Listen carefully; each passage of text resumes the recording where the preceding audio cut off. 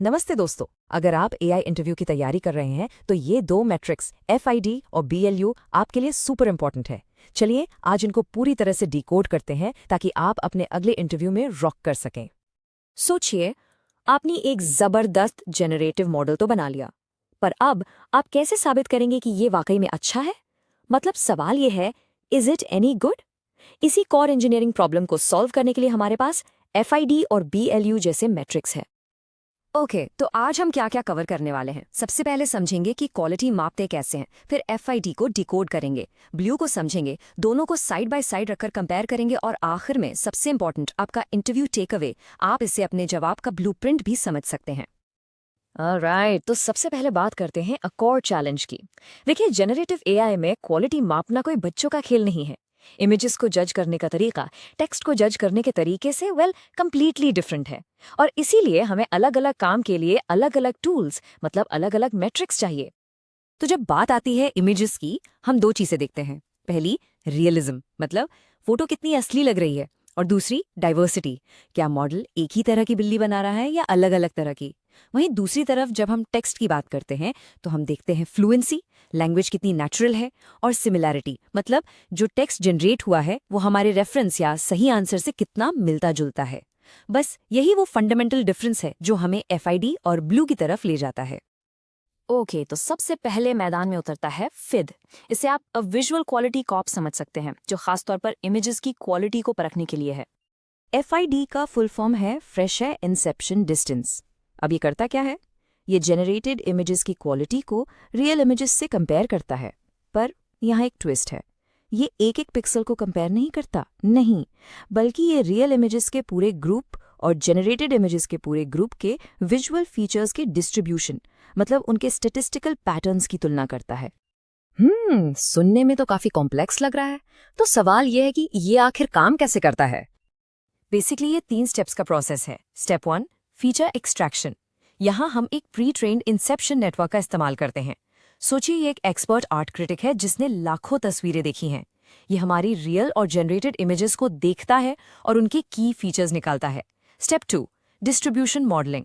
अब इन सारे फीचर्स को एक तरह के स्टैटिस्टिकल मैप पे प्लॉट कर दिया जाता है। आप इसे पॉइंट्स के एक बादल की तरह इमेजिन कर सकते हैं, एक बादल रियल इमेजेस का और दूसरा जनरेटेड इमेजेस का। Step 3, distance calculation. फाइनली हम इन दो बादलों के बीच का फ्रेशर डिस्टेंस कैलकुलेट करते हैं। ये डिस्टेंस हमें बताता है कि जनरेटेड इमेजेस का डिस्ट्रीब्यूशन रियल इमेजेस के डिस्ट्रीब्यूशन से कितना दूर है।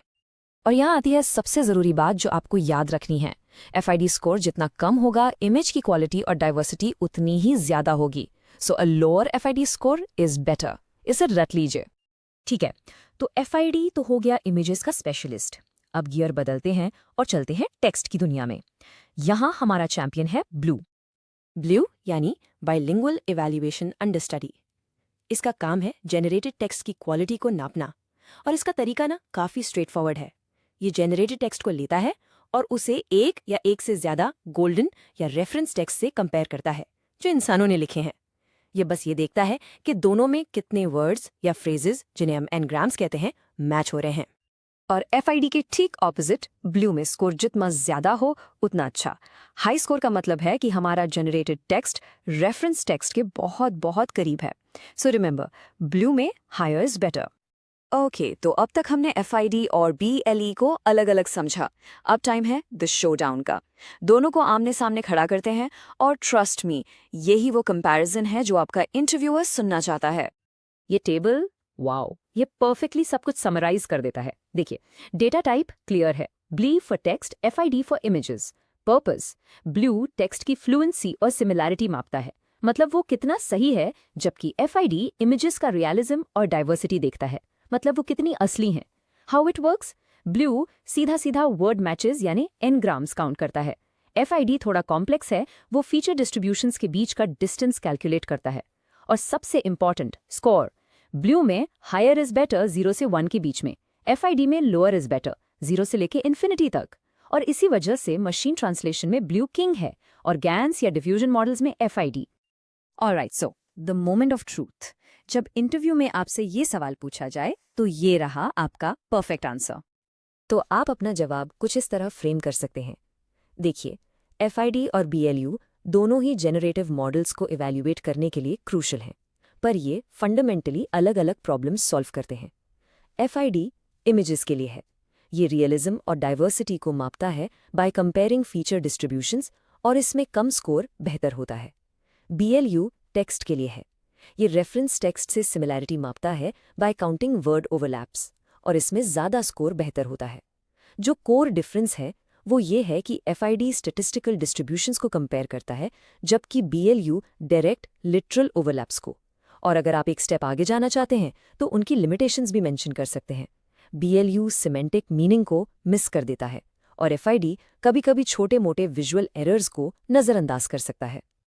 तो FID और BLU नो डाउट बहुत पावरफुल टूल्स हैं, पर हमें ये भी याद रखना होगा कि ये परफेक्ट नहीं है। FID फॉर एग्जाम्पल इंसेप्शन जैसे प्री ट्रेन्ड मॉडल्स पर डिपेंड करता है। तो यहाँ एक बहुत बड़ा सवाल उठता है, इन प्री ट्रेन्ड मॉडल्स में जो बायस होता है, क्या वो बायस FID स्कोर में भी घुस जाता है? ये एक ऐसा सवाल है जो हमें इन मैट्रिक्स की लिमिटेशंस के बारे में और गहराई से सोचने पर मजबूर करता है।